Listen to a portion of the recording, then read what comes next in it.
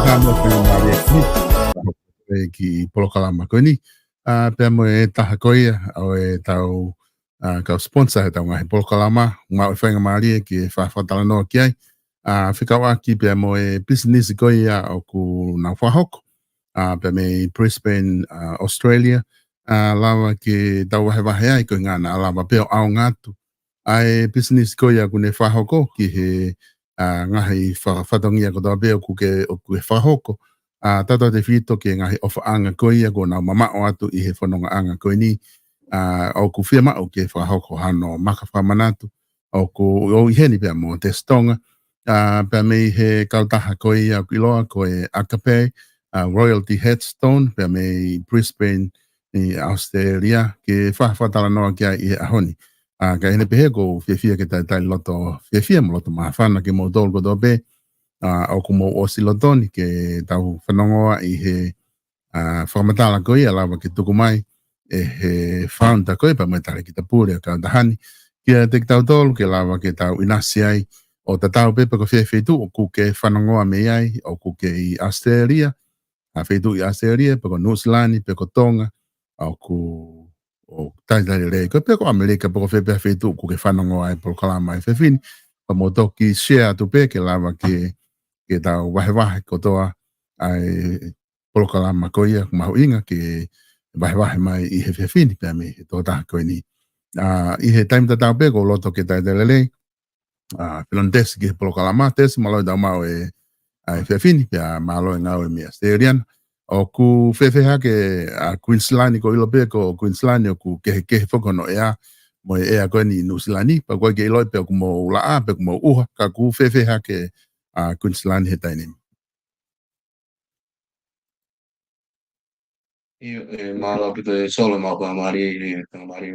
ho ko I pe ko rio pa te venga tal ko tapu. I Queensland I he whewhini e solo ma pa ta whewhini tainimi. Kula le rea pito pe ko e bahenga Queensland o ku mimi ofi biho no e ki tonga. Mimi tai ko vela ma pe ka I taini foku ma ro tonga taimi momoko taini malawa pe ke malawa o tala honga fa fofa pito ni I Queensland ko ke mau mala pe ka ku moko lele pe e ala to so Koe, e tesi koe ki moka ke hoko ate ta polokalama he whiawhini ko ilo I pe koe polokalama koe ni o ku whikau akia pe mo e whahau whatongia koe ku mo whahoko pe me Queensland hena ki o tau kainga tonga, tau te whito ki he maka whamanatu. Ko ilo I pe koe pe mo ngahe service ke he ku ke whahoko ki he kakai, ka ko loto ke u kamata mua o focus I he maka whamanatu, koe hae maka tuunga, na ke nofo ai pia ke afe o whakahoko I whahinga ngā ue koe ni koe maka whakamanatu. I malo pito solo I he mau whamare koe I he hika ki te whalaroa te uhanga tonu ki nga koe hange koe ku na I he retio 4EP koe I Spain po pena whamatala pe runga te tau koe I wafta whana whaere e ki taine lahi pia whainga pene whine ki e kolo pia me I matu pia I wafta ni mana ni maa o toa pia I wafta no na ku whulao tren ki probo ki he unveiling koe koe maka whamanatu ai whine e ki pia I osi koe ni ai whai koe na o wago ni unveiling na whehui mai ki taine lahi ka te au ke koe whine kui pia o talanga ki ai sio peki he lai tā koe na whipiki mai koe mua I he mga whamanatu koe ko kuia o situ mai koe ia pia nani te eke mai peka au o whaampe eke nei roi pe koe whine o lunga te pia I taim koe na usio di gen ki he maka whamanatu whine ki koe whailau hat pia na talanga peki ai koe katoa pena ne mo ui koe whine pena o hanga hange koe lau hat o whine nai off pia ne ta whoke koe se ta whaaki koe ne o mara ni tala mai ka te au Ai ko ne tu ko ma ka to ko ka ka to no si ta ko to mai ko na ngai ma ka to ko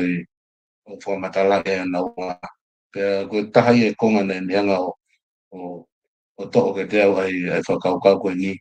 ki a tai e no ki la ki ka no fai nga nga ko ni ki nga fa matala he ko mau inga e tui ki he tau whanau i bahau ngai ka miri o na no fu makeke ngai ko inasi ai no fu matua i Amerika ka no fu i ase mo ki whanau ya ka ma tani lahi na ke na o feohi ko ka na fe mau vivi ke na ilo ki ulunganga ko kui ni me na fu am ki whanau o whai ngā wen ko whakamana tua ai ha mea le ke tua ki ngahi generation i hau e solo. Koe tautala noa foki ke tes ke maka whamana tu. O ku tautala, o koe ke tautala noa ko ha mea eni ko taupehe ko ha whahinga ngā ue pe. O ku tola te au umea ko whaia ke ngā ue. Ko tautala noa eni ke ngahi mea o ku lau wafe pe a upe o vahe mano.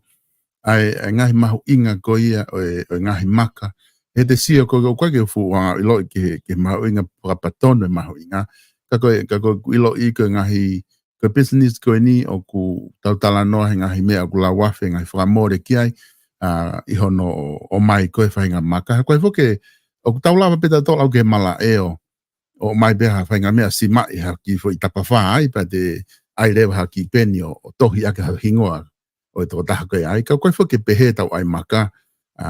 o peo koe peke usio ha mala ai koe pehe. Koe maka pau ke mai whakalere maka maa pere ma klas maka pehe o mai o ai ake mala e. Koe nai anga whewhe o whakaukau ki ai ke ngai maka koe ni ke hoko ia koe business ke whai ngā ue koe ia neongo koe mea koe a whamore koe paanga lahi. Koe hame na ke loto lahi ai pe osi koe ia ai mea na ke whamatala hoki dahine. Koe hame na ke loto lahi ai pe ke whai ngā business koe ni o ku paanga lahi ai ngā ue kia ia kapa e kai ke sai e te business koe paanga lahi ai more ai. Io ma lo pe te solo o ilo foki koe toko lahi ki tau tōlu ka inga tonga o ku tau sio pe tai ko ku whakahoko e ngahi mea whaka eiki. Kakai fuki tau kakai ma whana moni ko tai me ku whawhai ahu e tau whaingi whanau mea tau ke rei taha pe tau hanga osi kia verenga ki hana whai ki hana ngā kona whai tiki o e tau whanau tako tui koe me uhinga tatau pe ia ki he tūkoe na e maka o ko lawe pia e ngai mahu inga hang ko lawe ka ko tui i takari pe ni o ki kai mea e lahi ki he tau tonga o ngā i teo ha mea kumasani ki he whakahonga ia ai whanawhana mea lelei o tau ngahi mātua mo tau ngahi kui whanatoonga ko te pawhine i he kohi riu tau si mama o ato ka i e tō koe i tūku e taka ki koe ni hangi ko klawe i he maka oku i ke mea i alahi ki tonga ka ko tui ko tahe e taka ki nā ku angu ki pore ki whanga kore e tokoni me whanala o tau tainga ki tau hanga o whaiha mea pilei ma si ngai mātua honu nā si tā koto mai pia mi whai toka e solo. Koe ne tuku fukin tesi ai maka oku ai pe ngahi kau taha ia oku nau whai maka whamana tu pe ku o se ai pe ngahi kau taha pahalangi kau taha tonga kau taha me Pasifiki oku nau whakahoko whainga ngā ue koe ni ko ha se vesi oku ke whakahoko ko he maka oku whakangatangata se vesi o ke whai whanki maka iki pe ku kau e pe me maka lalai ko ha se vesi oku ke iheni he whiawhini ke whakahoko mai te ke lava whai maha taha pe oku ne whia maho maka whamanatu. Io e malo pe te solo oku koe ne tu koe ne se vesi koe ni ki e maka oku ia whenga tapa aki pe i malai oku tokolah ya kita tolu kantonga aku kemudian kalau fatonga i po mominiti termino no ko ini aku kamata maya ya ngaweni i ku fatonga i mala ko tokolah i mala ya ina o si holo maka e kilalo ya pa ngai makani o tau be wi ko makata pun maka ko ni ko ka to ko ta te kia ya no funga o ku ko ngai maka ko ni ko ka ta pu ko si asmaya ku ha ki fakatafa ai ne pe leva o ku wai me o talaki ai kautaha ne na o pe ki wanga si tu i whakata o wai me o talaki i e na o hanga o to e ngai foundation i loto pe i mo ke na to mi fai e to maka pe mo ngai se ves pe ni e solo o se mate te o mo tuani ke o lavo fa hoko ia o tu i ngai marina ko mari watu na o ai ki konga de kere ka pe fa ki nga de kere ka na fai malai nga kono practice mono make sure e lava ai time when te fe mau hata ia family una fo am ke to na maka pe to na maka ta puni te lava o fo pa pau te fo na no ko ni makina to ke lava tu lo o fo lo o i kai ke pe ke ngoto ai maka ki lalo pe fakata i ke ngata i fa inga maka pe pe nga shape ka pa ta option mai i he i programa ko ni sa ke fa ia i ha foi hat te grava po fai ta e pe te hanga screenshot ai to i shape ko ni o ke hanga sen mai ka tau ka hanga o to ma o inga mo me pe pe ka pa o ke programa ke nga hi maka ko ni ta la o ku ta pe ke nga hi maka ma pe le ia o ku ngila ka ha pe nga lan te ulawa o tokoni atoai ke o atu e whakatau ke o mowhia mau. Ke me mai nga tāku i e ku ki se ves koe ni ko whapapau i te tokoni ke te tātou ka inga tonga i e mau inga. Hikai ke tapepe hikai ke whakawhahu pe ka pālangi ma ka usiana ai matakari ke he i he māketi. Ka tau si i neonga tau ongosia ma tau vai ka seniti e taimeni. Taka nga higuhinga ko pore nga ko ni ko nga ke mau ke ulawa tokona ka te toka nga tonga e so Koe, ke tu fuke hanga kona ta whamatala na ke kamatala noa ke koe ngahi maka ia ku whakatafa. Ko ilo mahal ko Brisbane hena, o ku time ko mo uhai ku o ilo mahal o ku fuano au pito, molu au pito kele ia pe aku malawa ke hoko ngahi mea. Koe pa moha whainga wheitu upe, o ku ki lahiano o tatau pe New Zealand pe kotoka, e lau pe hoko paraparema ko ia ai. Koe ka pau e aha maka pehe e whakahoko ho kautaha. Koe harewa ho mou ngau e kuwhai ke o mou warranty ho mou maka koe ngā ka pau e alatu ha maka ku mou tō hamalae. O kuia i whainga palaparema koe a ku mou te aha mou kaunga ki ai pe ku ospe ho mou whodu e maka pe mou mawahe mo tō mea. malo me te so e taki ko ia ko tui ku ko plava ni nai ko smate tu pe ke te ku sfo paui he kai ki ko para mo ga hata te le nga ke si ko no nga ko si ilo lele e me ko ke fai ki ngai makakalas ke o mo na bi to lau e solo ki tafaki ko ni ai tape na no vai nga hi mana e ko hinga ilo i mana tu toki ki butu so te ta ko tu to ta fai ta au i live stream pe ku ai me fa e ko si si o mata ta ku te ki la va ka nga hu e ta ni live stream ni ai si fo no vai ko ia e lo to mala e i ne pe ko pare mai nga mala ni i Brisbane i hendi ko fon vai pe kai pe ke te la ta ia ta off vai ka ko ta haia whenga mare anga e ngau anga e mutua ko ni i he mala e koe ni i ka ngina tolu na nofo i Brisbane i he ni ko kai mala i kutna sai ko mala i koe kutna ko ni o ku whakawhainga mare e i he kau tama e koe ni ki te lawa ko whaiteria ke te konga mala e i te whaiteria koe ni o te lawa o tapehe i tonga o tauhanga tō piliki pe ai o sima i e whanua loto pe ai mono makata puni o lunga pe tato o mai le vai pe kia o ave ki loto i ne pe he uta se ke koe malai koe ni kutna koe ni solo koe taia koe patungia motua koe ni o si mau i konga malai ni manoa e lava au toko tāpekia koe koe mili e tangau e ake malai koe ni i uhinga te mau lava si mai ki ai kono si mai koe i tonga a lalo pa me o tau whakika e pepe kono makatapuni pe ta toki o ifo pe e toka tāpekia hili fo ai e kai pa ai ha kere kere ko tapu tau si mea i kita toria e ngā ni i Australian la pe no si la yen ko ari fo pe po amate pe ari fo le kan ki makamaka me kere kere pe tau mawahe ka tō mea pe tai ngoi tau mawahe mea i ko konga ina ku fo am ke tuku mai tokanga ke tau ka inga ki ai ko ngā ka tai po tau mawahe ai e hao rewa malae ia tau na umisin tuki au ko ngui kompe Quando ormai tutti loro gli auto sulla possibilità di che tu ta ko si e pa ke sin ne fa ofa ke kai he malai ko ni kutna ko kulau o kulau ke mau si mai ai tu malai ko ni pe si mai ko ka ka pa te fa am ki ke lang ki fa o lo o ta a ki ta malai ko ni ke te ki motor ka na to ke mo nga aki a pa ke uhinga ia o ko ai fi malai di mano ai ka tahan ke to kon ka tahan mo maka que si lava o ta whakapapau i o ku si whia to ta pikia he feito une e pai e solo Koe taha ia ngai sevesi whawhai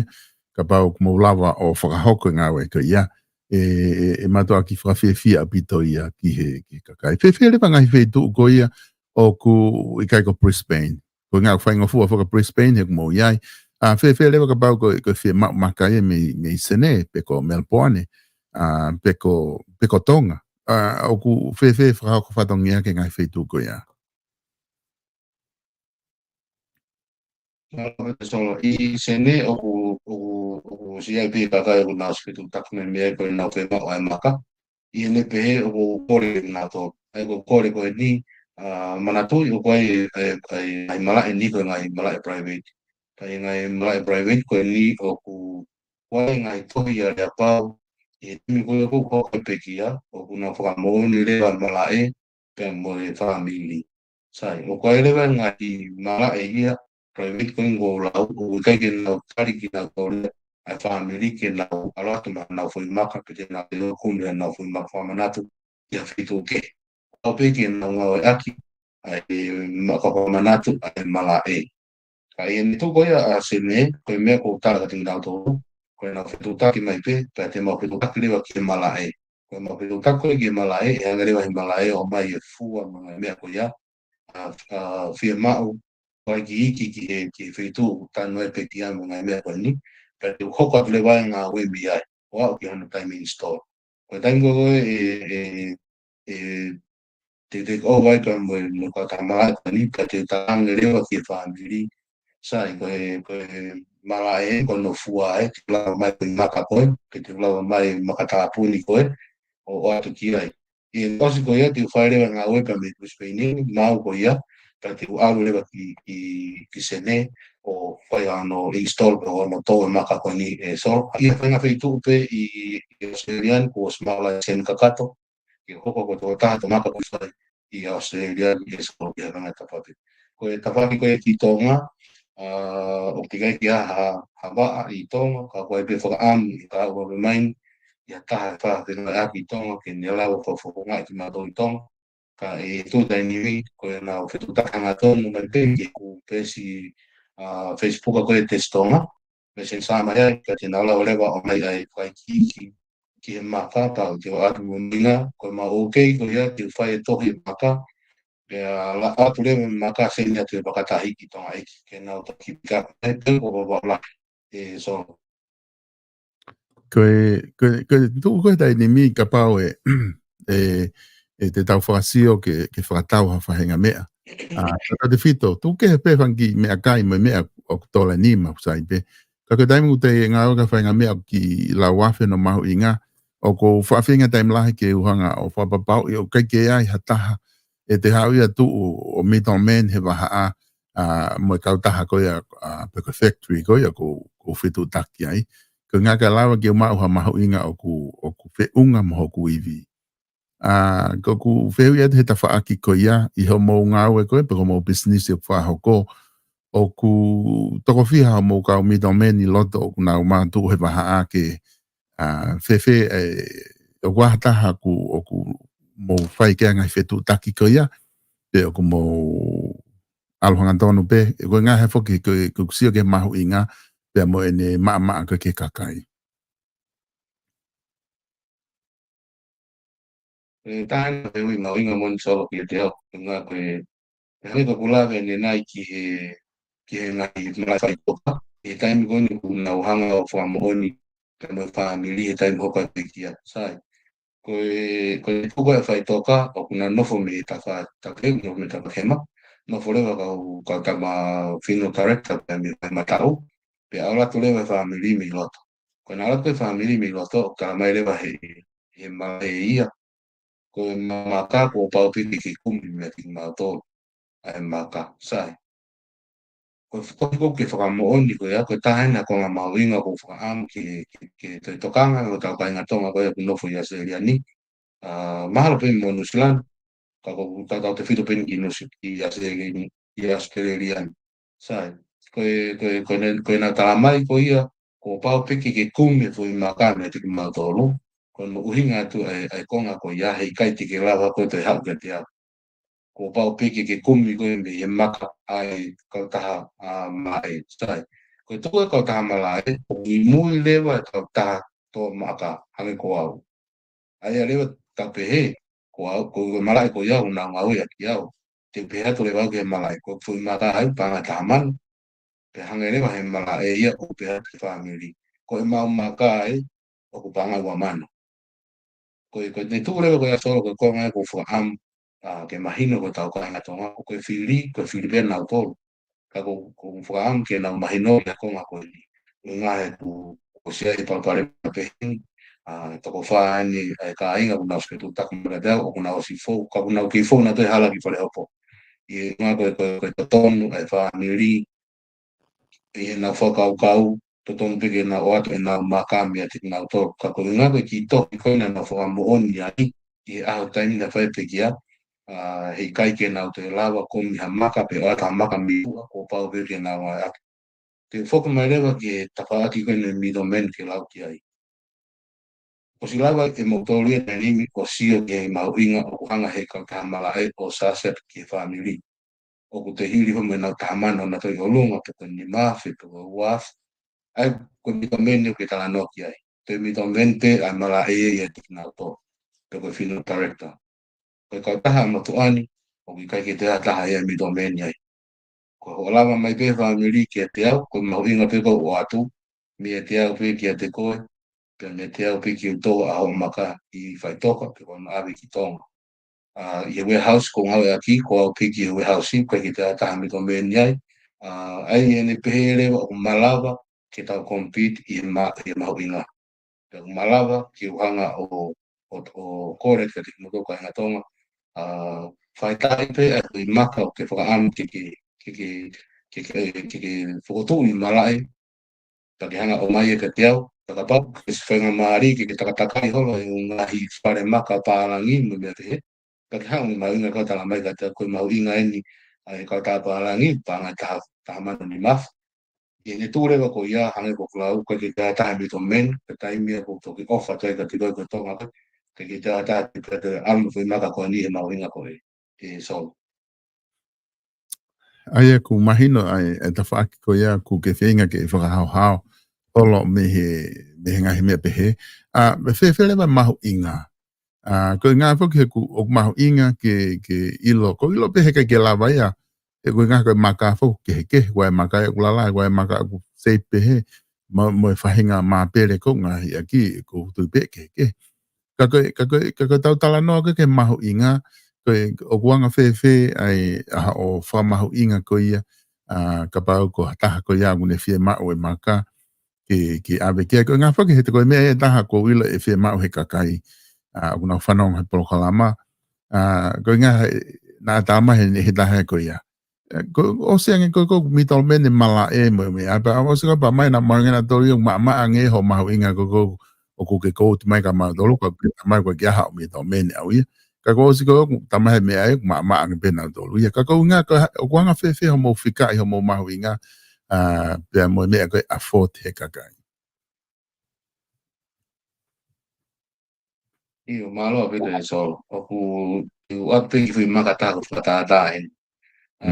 o wai ki fui maka I ke tu da ni mi o ma o hen ki fui maka ko ni ase ai hanga fare lotu ko tempare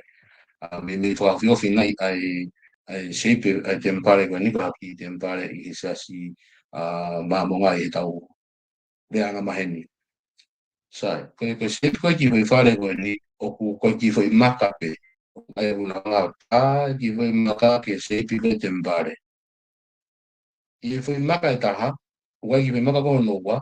o ku troa pe hanga ki penni ai shape ko tempare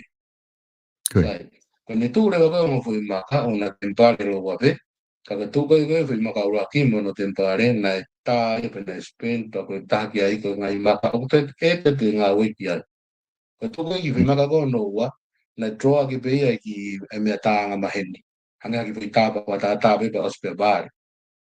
ai kai ke na mau inga tatau I mama whange ai maka ko ni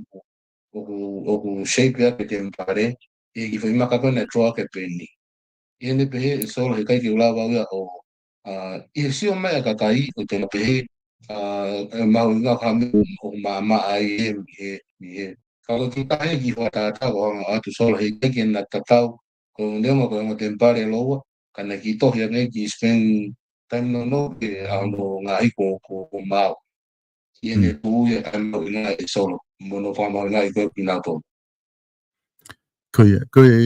ai ko tu u ia ana ia ko dok fa fala la pe ai from how inga te mo fai I he fainga class maka ko ia filiatu kakai ki ke te mo fe no ta ko ma te fo ko ta wai ha maka pa ko ai ta po po pe ko hingo pe ko ves fola pe ko hai fainga me te ta fe ma ke tohi ki ai o fanga tangata o me ko ia dai me mo a maka fanga tangata ki foi lea pe fi pe ko ka o wanga fe ai no ai hingoa mo me ko ia ki maka Io malo abit oku ko service ngan ko fai oku hanga o mea ofa ai hingoa ma tau kana ko nga ko ilo le pe ai ngai fanga to ko ma o I mara ko ni e tai ni ko hingoa pa me ki ves fola oku panga panga Taka paule ba to ki firma o he family ke ta ki ta no se po ki kolos o to fanga o lo pe ki ta ai o ni me eta ko ya ko ta hai ku fai fa ko ni te ula hang ula ki mo te ula ba o to ko ni ha ta ka inga ko hai le ta mo minimum ai ku sa si ki na to lo a me te fai ki no ke to kon he kai ke pe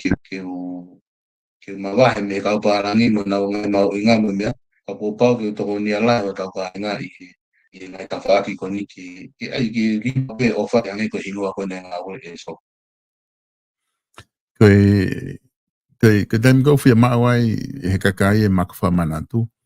o ku ia aho ta pe he ko ta ko ka pau ko ta pe he ko te fine ki ko te fa ko tau ko taha ko ene malolo o pau ke tau ai maka ki ai ke mau ki ai mo tohi mo ume ako ia o fotu ki ai o ku e hoko ai taimi pe he timing ko utala no ni ke ma timing ko fe ma ke customer ko e foke pala pare mata fe ngai mo tol ko ku ngawe ke ai makfa manatu o ku ai te urea ai o sko mo ta mo te rea mai expel hala le ai o ku ke tonu le ko ai o fa mamahi fokia ke customer ka pa o ku amanaki atu ia ko maka ke aho wanoa be a de ke aho wanoa ku mo te kore mai motoria ko na covid tahi ia ba ke lava ba ka fola mai maka pe ko ta pe to ku mai maka ia ma aho wanoa kai a ke ko ke fai ko unveiling ia ku lawa te popo aki ia ku hala hingoa ia ku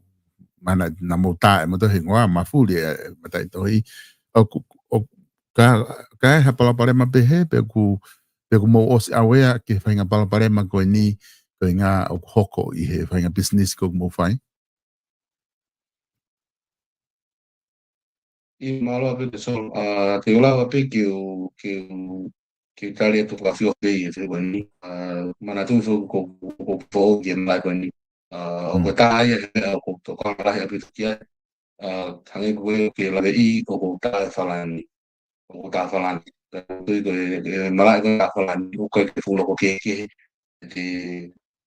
Takai bang hingo be solo fola na ime gato go fe o he kasto I posi ke tu me fa fe I he ki me go fe ma ke ki asisi isi mai me go ma ke ki la mata me go fe ma ke ki ni na ko ni ti de la ki go ni mana tu fo ki o no fe ko ni ka hanga ko la o ke la be fo o ko ta fa ni ki Amerika ki New Zealand ki Tonga ki hen se ka mo ni pan Ako unga tangan pehe o mo fetu taki telefoni pe ako na ako tahan ya fatongia o mo ono pito lave o kai ke loto atake hoko me ako ni ki maka ta be fetu ke maka he mama fa na winga e ki ngari fai mo fuang be ka ko falani ka e kutari ka te ko tahan na me te maka ki no to ki e mo wiki que me sure he kai ke hoko papare ma ko ni hange ko e ko fai ki tapalani o te ke fo mai ba hala ko ni I tapalani e nda ko ni so o ku ke hingo ko ka taha ko sefo ki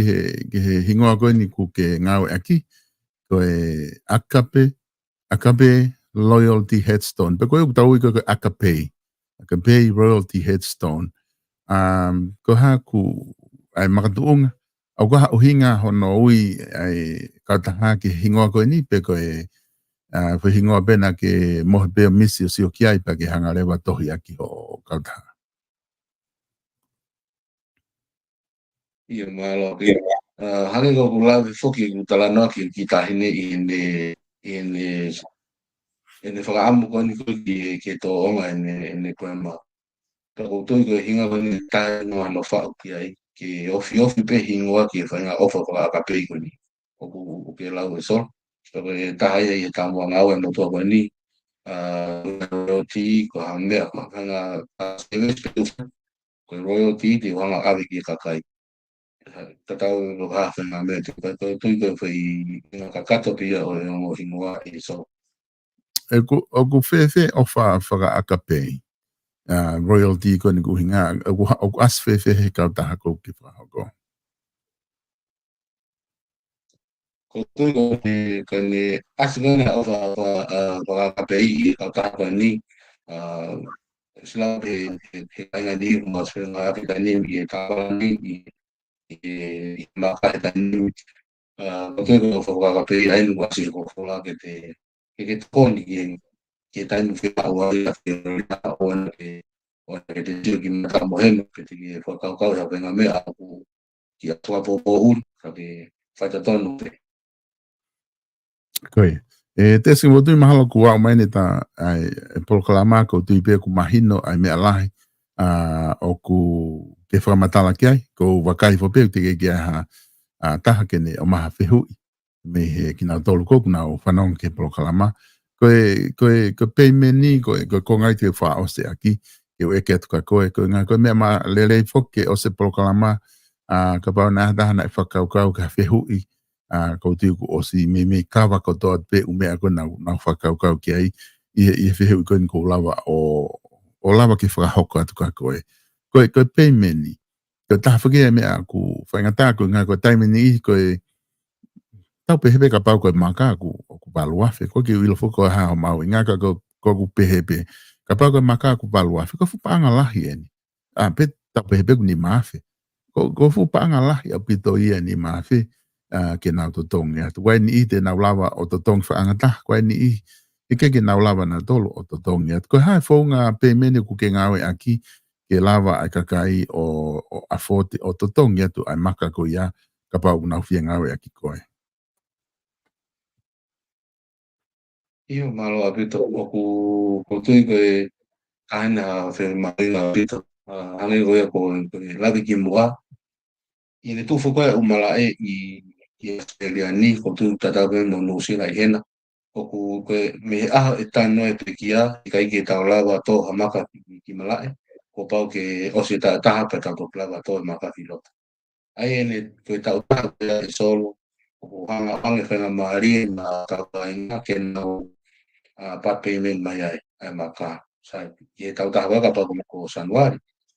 Te tau hanga o arrange ai payment ni ki a gogo ki pasu di sema o osi en fui maho inga ko ia maka. Ai ka fui taimi lahi a pita fui mahine ako ia te mahine hango fulo o ang mastonga ki nau fai mai payment ni ki osi mai maka ki mua pau toki whahako ano install ko ano to e solo. Kakulawa ke nau mai o kuwhangofua ke nau lawa o tā mai maka. Ika ki pe ke nau to tong whanga taha pe, kuwha taha te nato, ke nau tā maka i e whui no to i tau e taha koe ni, to koe mahina e hongo fulu ki e taha taha, pe o to kua kore wa ano to ai maka e solo. Koe ni. Te su te ai moha mea mawahe ku ke loto ke whakakata o ke prokalama. Taha ngai whihui maho inga o ku whakaukau ke ai a customer uni whia maho maka. Ko ngā gulahi pe whoke ngai whihui tuhanga nā tala noa ke ai. E lawa ke whakahoko ai whiri koe ni ke nā tolo. Ka koe whihui koe ke uwha ausa to aki. Koe hae mea o ku ke pehe ku mawahe i ho service whakalukufua. Ke lawa toko taha kou ne whia mai maka ke ne ngawe aki ai service ho kau taha e des.